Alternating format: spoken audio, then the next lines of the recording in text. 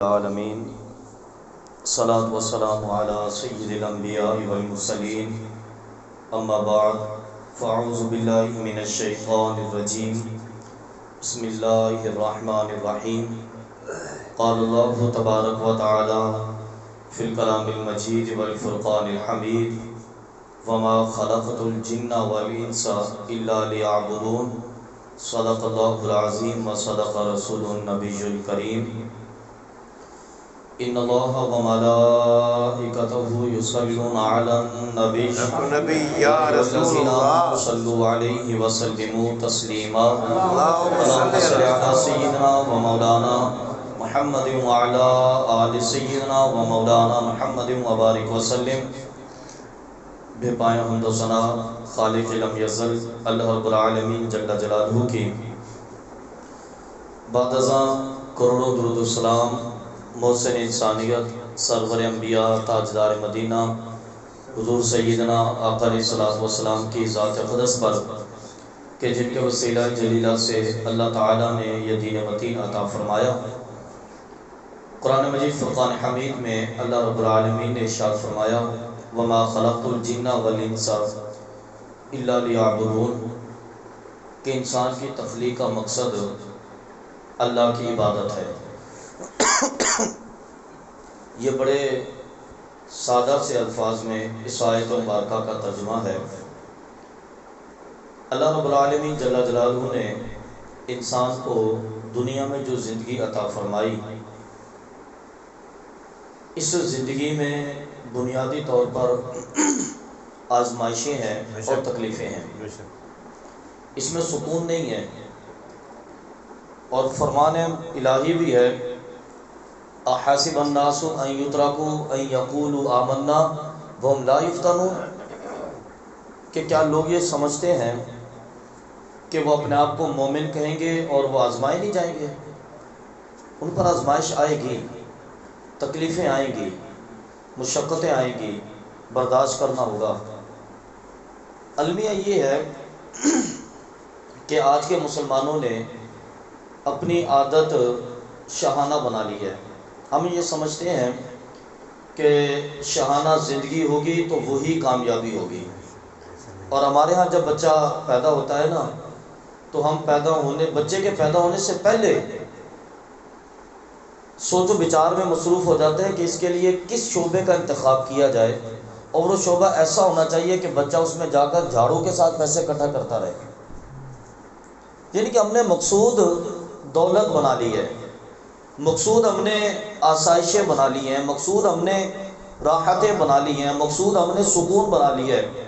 بچے کے پیدا ہونے سے پہلے ہم نے کبھی یہ پلاننگ نہیں کی کہ بچہ پیدا ہونے کے بعد اپنے رب کو راضی کیسے کرے گا۔ بچے کے پیدا ہونے سے پہلے ہم نے کبھی یہ پلاننگ نہیں کی کہ بچے کی تربیت ہم نے کرنی کیسے ہے کہ اس بچے کا تعلق اپنے رب کے ساتھ قائم ہو سکے۔ بچے کے پیدا ہونے سے پہلے ہم نے کبھی پلاننگ نہیں کی کہ بچے کو ہم نے کامیاب انسان بنانا کیسے ہے۔ ہم کامیاب دنیا دار تو بنانا چاہتے ہیں، اسے کامیاب انسان نہیں بنانا چاہتے۔ یہ بات یاد رکھنا، دونوں میں فرق ہے۔ ہم سمجھتے ہیں کامیاب انسان کون ہوگا۔ ماشاءاللہ جی لوگوں سے جو بزرگ ہو جاتے ہیں پوچھتے ہیں بیٹے کا معاملہ، کہتے ہیں جی الحمدللہ بچے کامیاب ہیں ہمارے۔ بھی کیا کامیاب ہے؟ وہ جی بڑی کمپنی کے اندر ملازمت کرتا ہے، وہ ڈاکٹر بن گیا ہے، وہ سائنسدان بن گیا ہے، وہ انجینئر بن گیا ہے، وہ فلاں چیز بن گیا، وہ فلاں چیز بن گیا، پیسے بے تاش ہے اس کے پاس، کمپنی کی طرف سے مکان ملا ہوا ہے، کمپنی کی طرف سے گاڑی ملی ہوئی ہے، کمپنی کی طرف سے ہوائی جہاز کے ٹکٹ ملے ہوئے ہیں۔ بچے کی کامیابی ہے۔ بچے سے پوچھتا ہے کہ بیٹا کامیاب ہو، وہ کہتا ہے جی بڑی مصیبت ہے، یہ فون مجھے سونے نہیں دیتا، آدھی رات کو بھی فون آ جاتا ہے، دن کو بھی فون آ جاتا ہے، میری تو کوئی پرائیویٹ لائف ہی نہیں ہے۔ اب بتائیے ہم کس کو سمجھے، کون کہتا ہے کامیاب ہے؟ بچہ کامیابی کو مانتا نہیں ہے، والدین خوش ہے کہ بچہ کامیاب ہے، اس لیے کہ ہم نے کامیابی کا معیار چینج کیا۔ وہ کامیابی یہ نہیں ہے، یہ کامیاب دنیا دار تو ہے، وہ کامیاب انسان نہیں ہے۔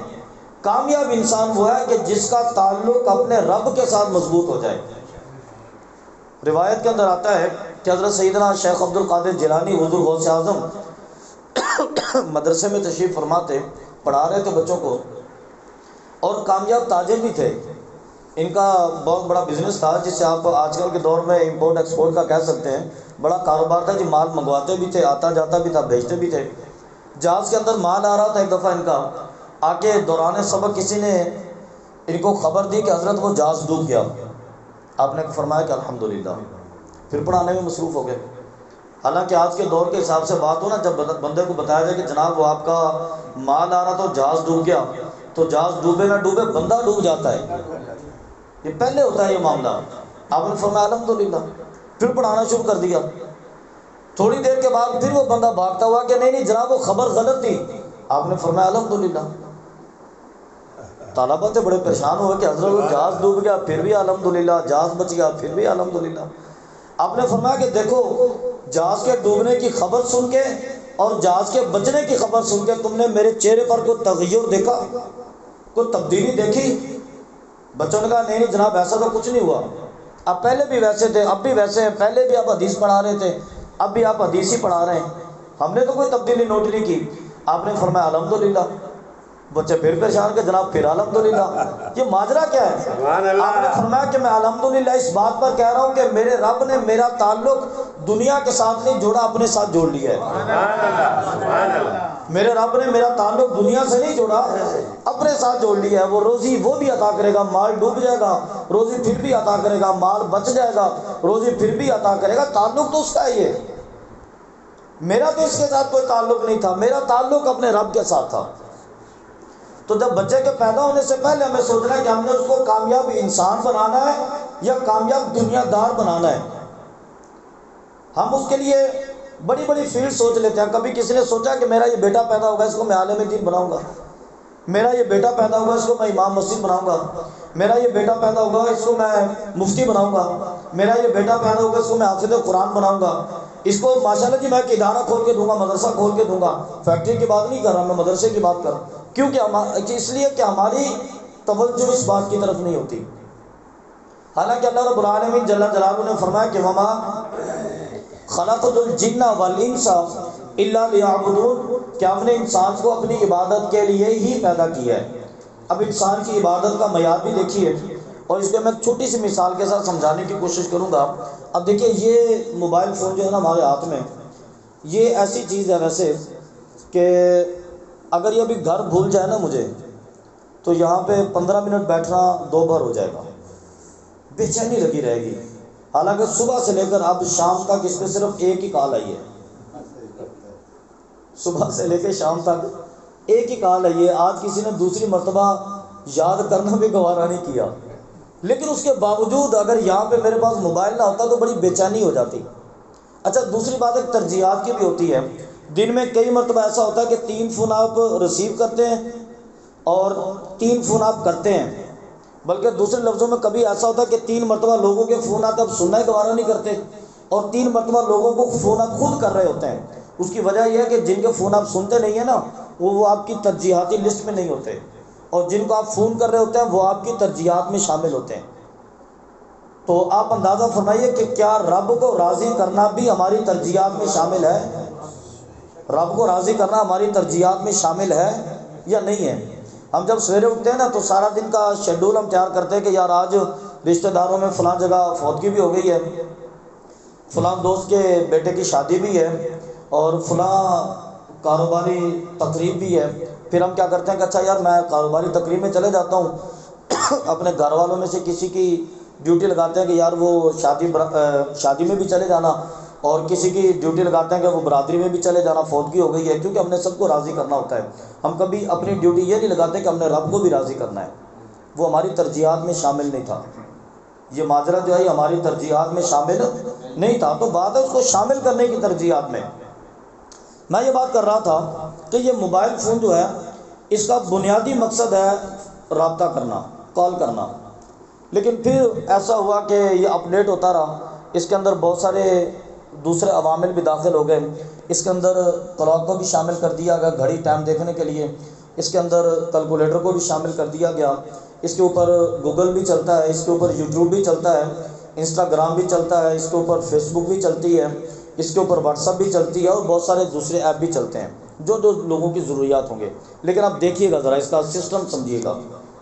میں فیس بک چلا رہا ہوں اور فون آ جائے، کال آ جائے. میں کیلکولیٹر پر حساب کر رہا ہوں، کال آ جائے. انسٹاگرام چلا رہا تھا، کال آ گئی، یوٹیوب پر سرچ کر رہا تھا، کال آ گئی، گوگل پر سرچ کر رہا تھا، کال آ گئی، کچھ بھی کر رہا تھا، کال آ گئی۔ موبائل فون سارے سسٹم کو بند کر کے کال پہ چلا جاتا ہے۔ غور کیا کبھی آپ نے؟ اب سوچئے ذرا، اس کا بنیادی مقصد تھا کال سننا، بنیادی مقصد تھا رابطہ کرنا۔ آپ چاہے یوٹیوب یوز کر رہے ہیں، کال آ جائے، فیس بک چلا رہے ہیں، کال آ جائے، انسٹاگرام چلا رہے ہیں، کال آ جائے، واٹس ایپ پر ہیں، کال آ جائے، آپ کسی بھی ایپ پر موجود ہے، کال آ جائے، یہ موبائل سارے ایپ بند کر کے کال کی طرف چلا جائے گا۔ انسان کا بنیادی مقصد ہے وما خلقت الجن والانس الا لیعبدون، انسان کو ہم نے عبادت کے لیے پیدا کیا۔ اس کے اندر مزید اپڈیٹس آتی رہیں، انسان کے اندر والدین کی محبت بھی ڈال دی، انسان کے اندر اولاد کی محبت بھی ڈال دی، انسان کے اندر رشتہ داروں کی محبت بھی ڈال دی، انسان کے اندر مکان کی محبت بھی ڈال دی، انسان کے اندر کاروبار کی محبت بھی ڈال دی، انسان کے اندر سوسائٹی اور معاشرے کی محبت بھی ڈال دی، انسان کے اندر بہت ساری چیزوں کو ڈال دیا۔ لیکن آپ تصور کریں، بندہ اپنی بیوی کے ساتھ محبت میں مصروف ہے، مسجد سے آواز آئے حی علی الفلاح کی تو کیا انسان جاتا ہے؟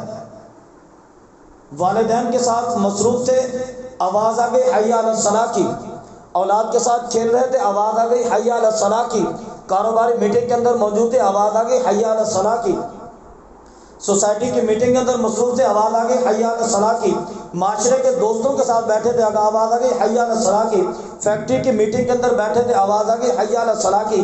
تو بتائیے کہ کیا انسان سب چھوڑ کے مسجد میں پہنچا؟ نہیں جناب، ہمارے تو غیر ممالک سے دوست آئے ہوتے ہیں کاروبار میٹنگ کے لیے، کوئی فیصل آباد سے آ گیا، کوئی اسلام آباد سے آ گیا، لندن سے آ گئے، ہم میٹنگ چھوڑ کے مسجد میں کیسے جا سکتے ہیں؟ یہ لوگ ہمیں بیکورڈ تصور کریں گے۔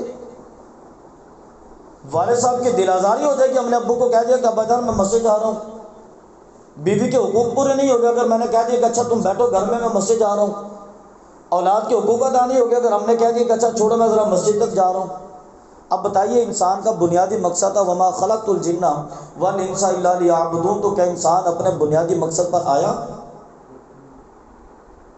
ایک چھوٹا سا موبائل فون ہے، وہ تو اپنے بنیادی مقصد پہ آ جاتا ہے نا، انسان کیوں نہیں آتا؟ انسان تو اشرف المخلوقات ہے، انسان کو سمجھنے کی ضرورت ہے، صرف سمجھنے کی ضرورت ہے، اس کے بعد آگے بات کرنے کی ضرورت نہیں ہے۔ اس کو سمجھیے، آپ خود رات کو تنہائی میں بیٹھیں، دن میں تنہائی میں بیٹھیں، اور اپنے اندر اپنا جائزہ لیجئے کہ کیا ہم اپنے مقصد پر پورے اترے؟ اگر نہیں اترے تو اب وقت ہے اترنے کا۔